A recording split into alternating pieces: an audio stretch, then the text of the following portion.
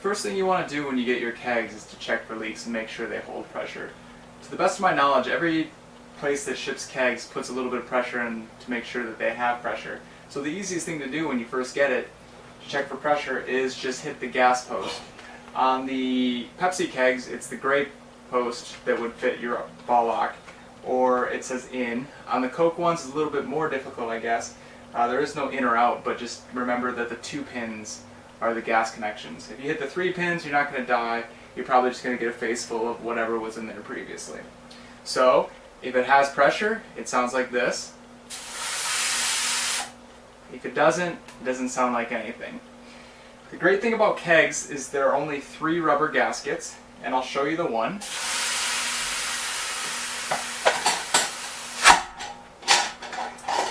It's called the lid gasket.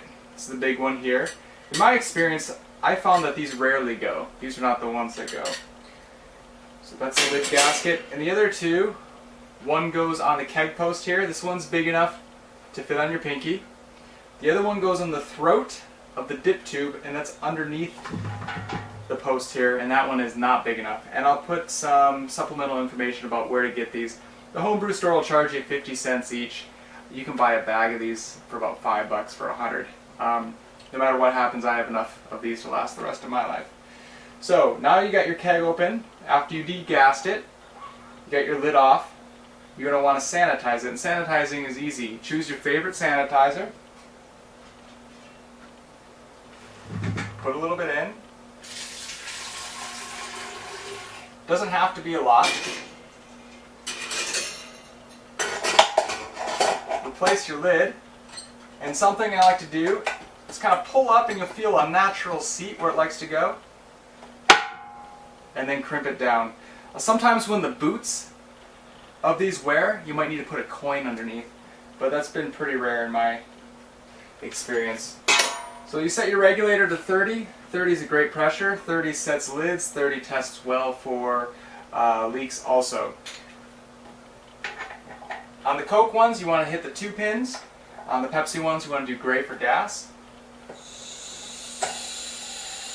And you'll hear some kind of whooshing. That's the CO2 going in.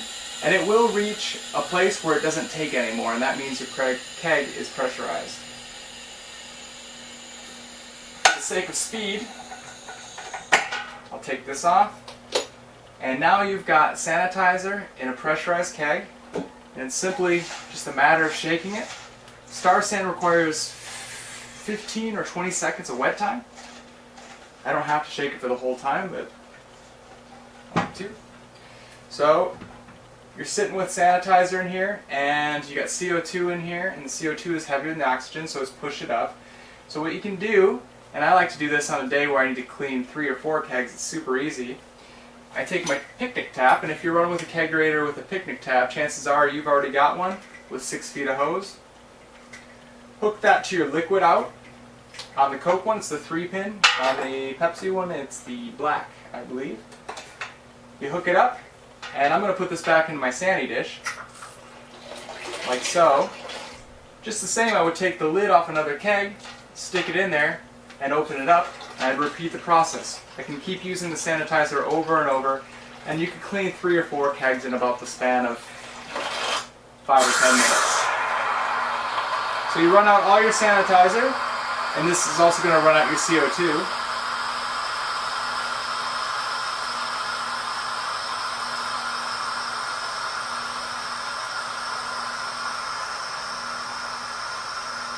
Eventually. And now you've got a sanitized keg.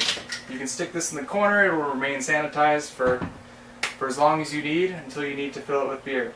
Otherwise, what I want to talk to you about is connections. And I've done manifolds and T's. I like them because they work just as well, I feel. And there's less connections here. There are several ways to look for leaks. The first one we know is by listening. That usually only gets the big leaks.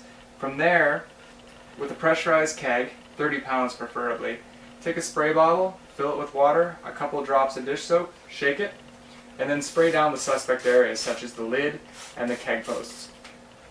You might be able to hear it, but more often you're going to be able to see it.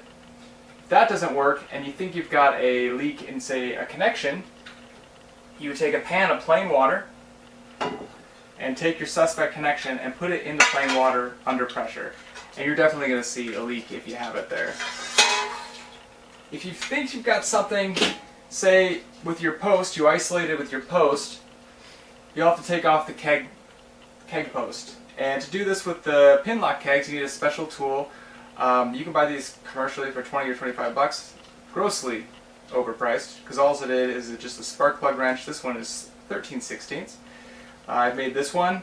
Take an angle iron, and cut it in the pattern of this 3 and 2 slot post.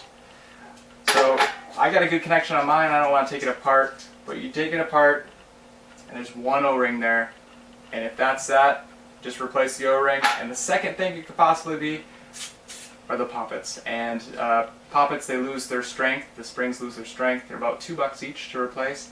There's really nothing to kegging.